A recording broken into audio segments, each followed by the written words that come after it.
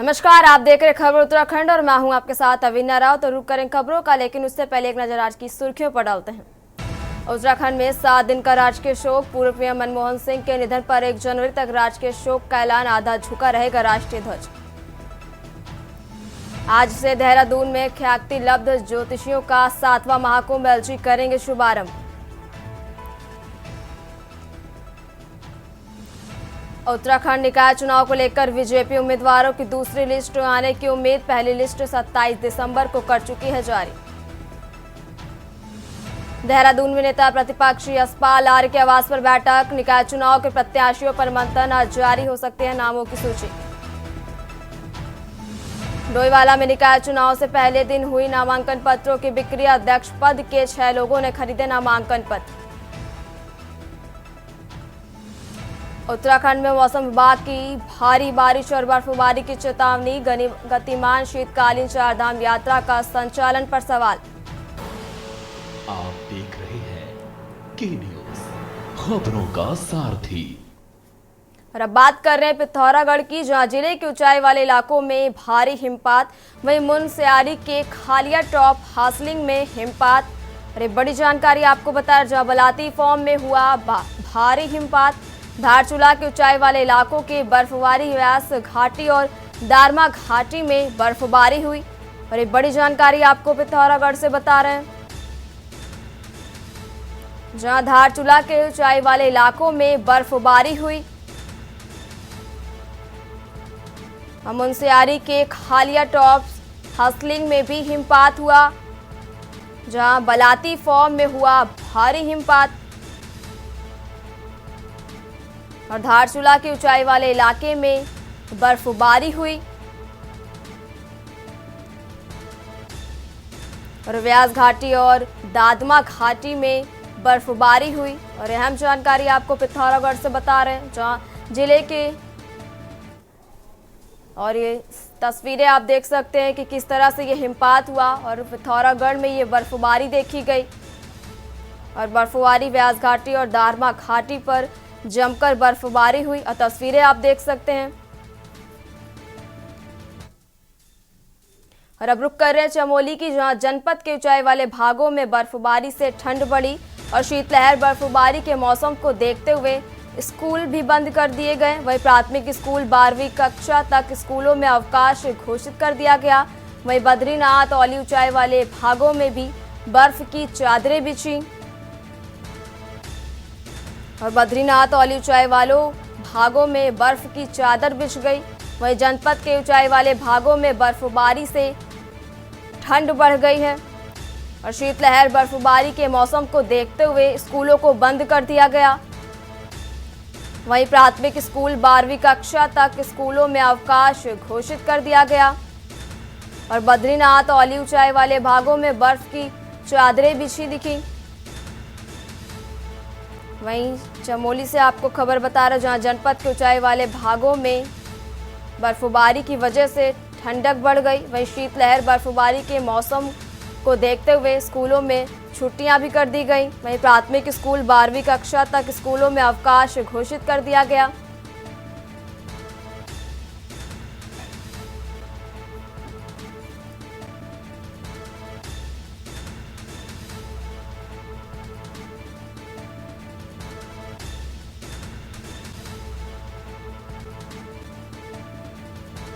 और प्राथमिक स्कूल 12वीं कक्षा तक स्कूलों में अवकाश घोषित कर दिया गया। और तस्वीरें आप देख सकते हैं कि किस तरह से बर्फबारी हुई। और जनपद के ऊंचाई वाले भागों में बर्फबारी से ठंडक बढ़ गई, जहां शीतलहर बर्फबारी के मौसम को देखते हुए स्कूल भी बंद कर दिए गए। और प्राथमिक स्कूल 12वीं कक्षा तक स्कूलों में अवकाश भी घोषित कर दिया गया। और बद्रीनाथ औली ऊंचाई वाले भागों में बर्फ की चादरें बिछ गई।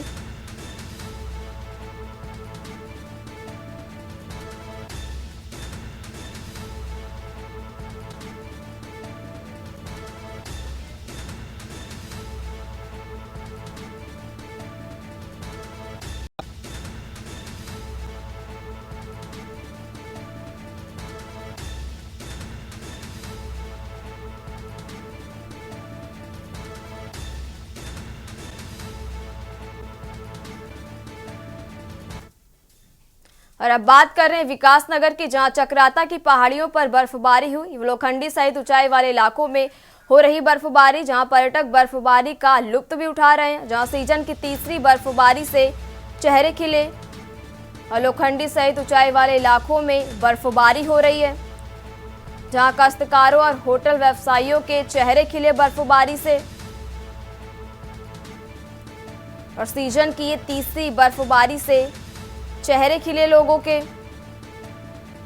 लोखंडी सहित ऊंचाई वाले इलाकों में बर्फबारी हो रही और पर्यटक बर्फबारी का लुत्फ उठा रहे हैं। और सीजन की ये तीसरी बर्फबारी से पर्यटकों के चेहरे खिले हैं और काश्तकारों और होटल व्यवसायियों के भी चेहरे खिले।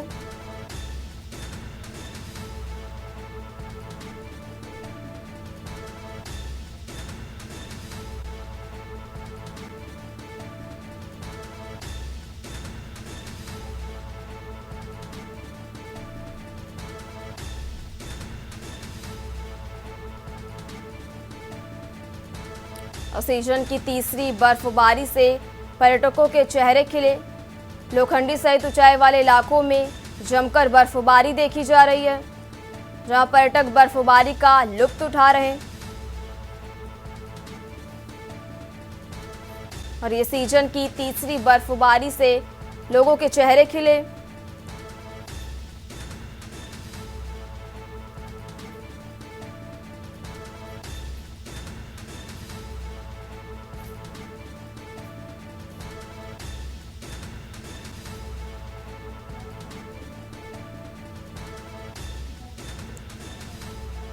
पर्यटक बर्फबारी का लुत्फ उठाते भी नजर आ रहे हैं।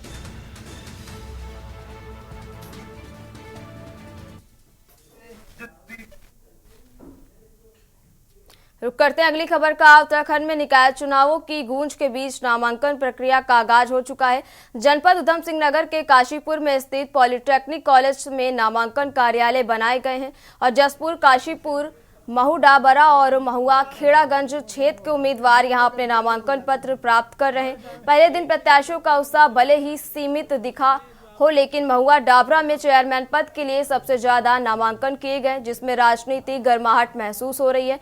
प्रशासन ने नामांकन प्रक्रिया को सुरक्षित और सुचारू बनाने के लिए कड़े इंतजाम भी किए हैं और सीसीटीवी कैमरे से निगरानी, सुरक्षा कर्मियों की तैनाती, हर छोटी गतिविधियों पर पैनी नजर रखी जा रही है। चुनाव को लेकर सड़कों से लेकर सोशल मीडिया तक माहौल गर्म है। प्रत्याशियों के समर्थन अपने नेताओं के पक्ष में प्रचार करने का कोई मौका नहीं छोड़ रहे। साथ ही जनता के बीच इस बार नई उम्मीदें भी देखने को मिल रही हैं, जहां प्रत्याशियों के लिए यह समय बेहद अहम है। चेहरों पर उत्साह और भविष्य को लेकर उम्मीद साफ नजर आ रही है। कई प्रत्याशियों ने अपने लाइफ टाइम गोल की तरह लिया है और उनका कहना है कि यह चुनाव उनके क्षेत्र के विकास का भविष्य तय करेगा। प्रशासन ने भी स्पष्ट कर दिया है कि किसी भी अव्यवस्था को बर्दाश्त नहीं किया जाएगा।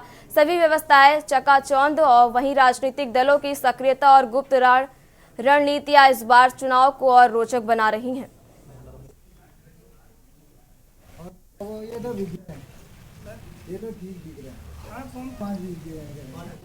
काशीपुर सभासद प्रत्याशी के लिए नामांकन का पहला दिन था। हमें 2 नामांकन पत्र प्राप्त हुए आज और टोटल जो हमारे फॉर्म की बिक्री हुई है वो लगभग 200 के आसपास है और ये प्रक्रिया अभी चल रही है। आने वाली 30 तारीख तक आप फॉर्म, कोई प्रत्याशी चाहे तो फॉर्म ले सकता है और उसको 5 बजे तक जमा कर सकता है। 10 से 5 ऑफिस का टाइम जो है वही जो है फॉर्म लेने की और फॉर्म जमा करने की समय यही रहेगा। और आचार संहिता लागू है। पॉलिटिकल पार्टियों के साथ बैठक कर ली गई है। बैठक में उनको सारे निर्देश, उनको किस चीज़ का अनुपालन करना है, क्या करना है, सारी जानकारी दे दी गई है।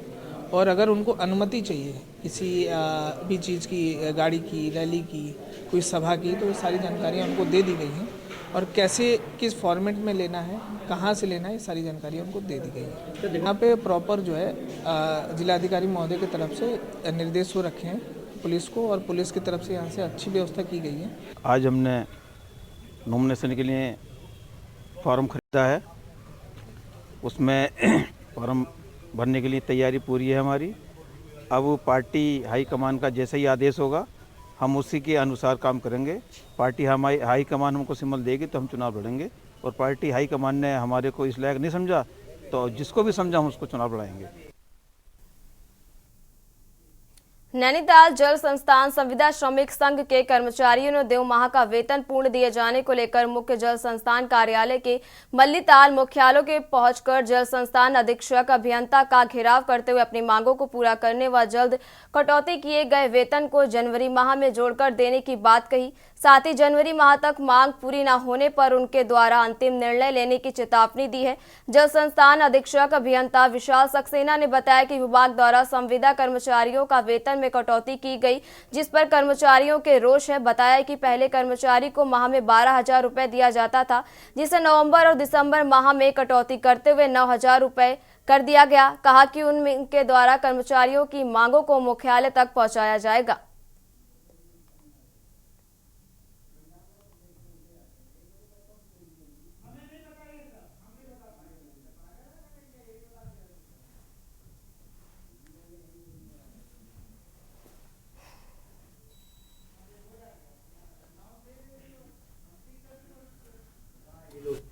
हमारी मांग ये थी कि हमें जो अक्टूबर और नवंबर का जो वेतन दिया गया तो जो वो हमको 4-5 महीने का पूरा वेतन दिया गया था और नवंबर और अक्टूबर से जो हमारी कटौती की गई है उसी के खिलाफ आज हम यहाँ पर जल संस्थान ऑफिस में आए हुए हैं।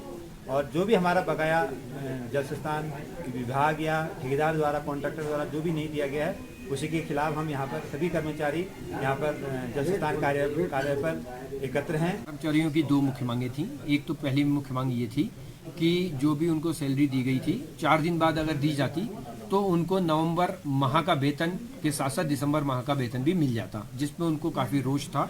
दूसरी चीज़ ये थी कि उनको जो वेतन दिया गया वो पहले 12,074 रुपये दिया जा रहा था, अब उन्होंने 9,000 रुपये दिया है। तो इनकी जो अंतर की धनराशि है वो इनकी शायद एडजस्ट कर दी है या पूरा नहीं दिया गया है। दूसरी उनकी मुख्य मांग ये थी। और तीसरी मुख्य मांग ये है कि जो जनवरी में वेतन दिया जाएगा उसमें 5,074 रुपये पुराना बकाया और 12,000 रुपये जो इनके अभी हैं, तो टोटल 17,000 रुपये उनको दिया जाना चाहिए।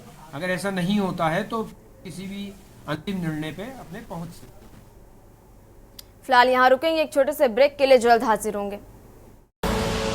आप देख रहे हैं के न्यूज, खबरों का सारथी। अब ब्रेक के बाद एक बार फिर रुक करते हैं खबरों का। खबर विकास नगर से आपको बताया, जहां भाजपा ने आगामी निकाय चुनाव के लिए पचवा दून क्षेत्र की 3 सीटों में से 2 पर उम्मीदवारों के नाम तय कर दिए हैं। हरबटपुर नगर पालिका की ओबीसी महिला आरक्षित चेयरमैन सीट पर नीरू देवी और सेलाकुई नगर पंचायत की ओबीसी आरक्षित सीट पर भगत सिंह राठौर का नाम घोषित किया गया। हालांकि अनुसूचित जनजाति आरक्षित विकास नगर पालिका चेयरमैन पद पर भाजपा ने अभी तक किसी का नाम घोषित नहीं किया। वहीं कांग्रेस ने भी अपनी पहली सूची में पचवा दून के निकायों के लिए कोई उम्मीदवार घोषित नहीं किया है।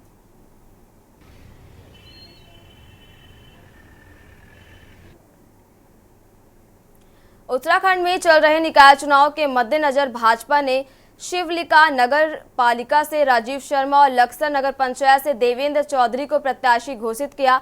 लक्सर सीट से पहले अनुसूचित जाति के लिए आरक्षित थी, लेकिन अब इसे ओबीसी के लिए आरक्षित कर दिया गया। भाजपा ने इस पर देवेंद्र चौधरी को मैदान में उतारा है। कांग्रेस ने अभी तक अपने प्रत्याशी नाम घोषित नहीं किए हैं।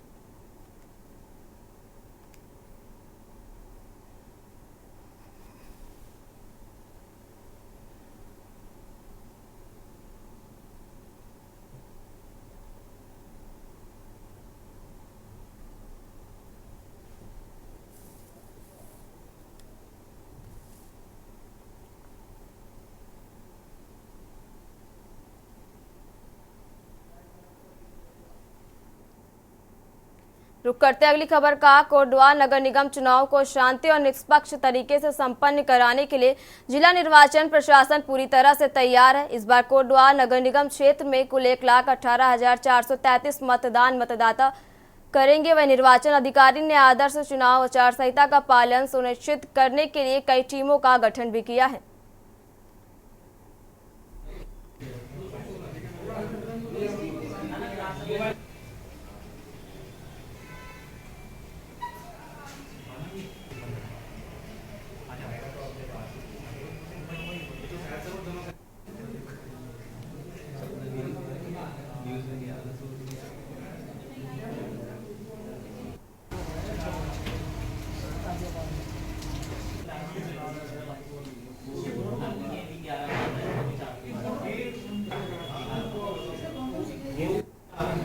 उसके लिए नगर निगम और जनपद पौड़ी के अंतर्गत सभी जगह पर आबकारी की टीम, नगर निगम, नगर पालिका, नगर पंचायत की टीम और राजस्व की टीम, ये तीनों टीमें बनाई गई हैं, जिनके माध्यम से आचार संहिता के अनुपालन की कार्रवाई की जा रही है। कांग्रेस पार्टी ने उत्तराखंड के नगर निकाय चुनाव के लिए अपनी पहली सूची जारी कर दी है। पार्टी ने विभिन्न नगर निगम और नगर पालिका क्षेत्रों से अपने प्रत्याशी घोषित किए हैं। नगर निगम श्रीनगर से मीना रावत, नगर निगम काशीपुर से संदीप सहगल, हल्द्वानी से ललित जोशी और नगर पालिका बागेश्वर से कवि जोशी और खटीमा से उमेश रौठार को पार्टी ने टिकट दिया है। इनके अलावा बाजपुर, सितारगंज, बागेश्वर, डूगड्डा, तिहेरी, कीर्तिनगर, डलवाला, जोशीमठ, गोपेश्वर, कर्णप्रयाग, गोचर, थराली, उत्तरकाशी, चिन्याली, सौंड और भड़कोट, नैनीताल, भावली, रुद्रप्रयाग और कई अन्य नगर पंचायत क्षेत्रों के लिए भी कांग्रेस ने अपने प्रत्याशी घोषित किए हैं।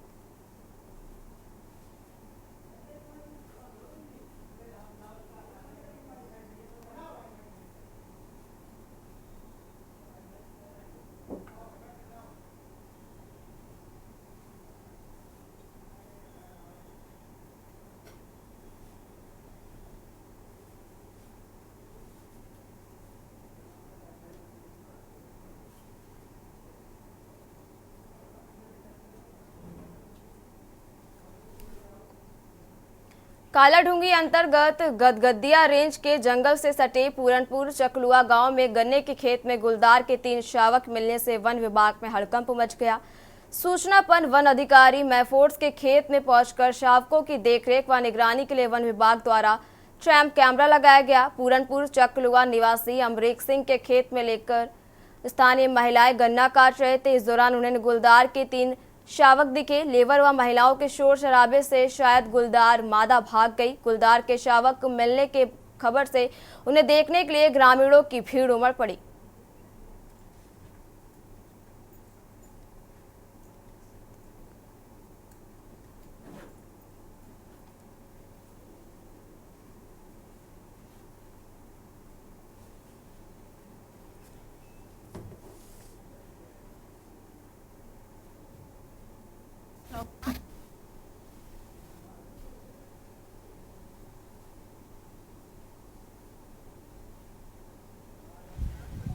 गांव में गगनदीप सिंह हैं, इनके गन्ने के खेत में लेपर्ड के बच्चे होने की सूचना मिली थी।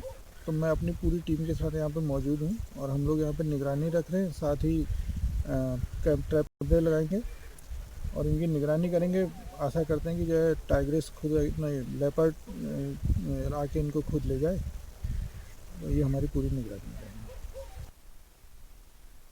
सुरक्षा की दृष्टि से केदारनाथ व बद्रीनाथ धाम में भारतीय तिब्बत बॉर्डर पुलिस के जवानों की तैनाती कर दी गई है। दोनों धामों में आईटीबीपी की एक वर्ष 2022 में प्लाटून तैनात हुई है।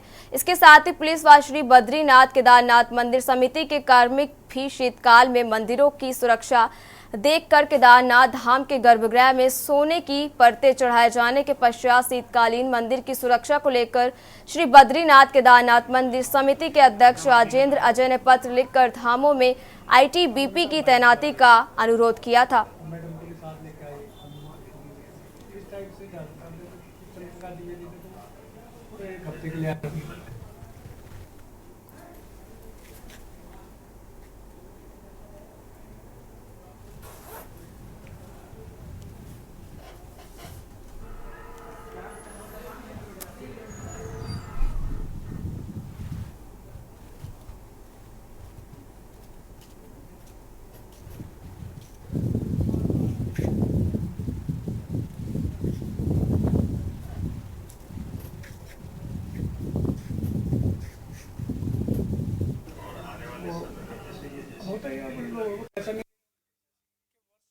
बाईस में जब केदारनाथ मंदिर के गर्भगृह को स्वर्ण मंडित किया गया था, तो शीतकाल में उसकी सुरक्षा को लेकर के उस समय मेरे द्वारा प्रदेश सरकार को पत्र लिखा गया था कि जो हमारे धाम है शीतकाल में उनकी सुरक्षा मजबूत की जानी चाहिए। तो इस क्रम में आईटीबीपी तैनात करने की हमने मांग की थी शीतकाल में, क्योंकि वो लोग इस मौसम के लिए अभ्यस्त भी होते हैं। तो प्रदेश सरकार ने केंद्र सरकार से इस संदर्भ में अनुरोध किया था और तब से निरंतर वहाँ पर शीतकाल में आईटीबीपी की सुरक्षा रहती है, सुनिश्चित की जाती है। इसके अलावा जो स्थानीय पुलिस है, सिविल पुलिस है हमारे, उनके जवान भी वहाँ पर रहते हैं। मंदिर समिति के जो कार्मिक हैं, कुछ कार्मिक भी रहते हैं।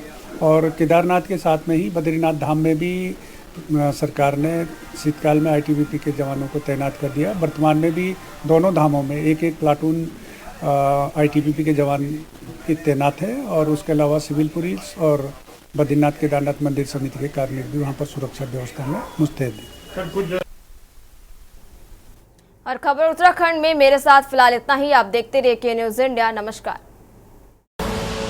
आप देख रहे हैं के न्यूज़, खबरों का सारथी।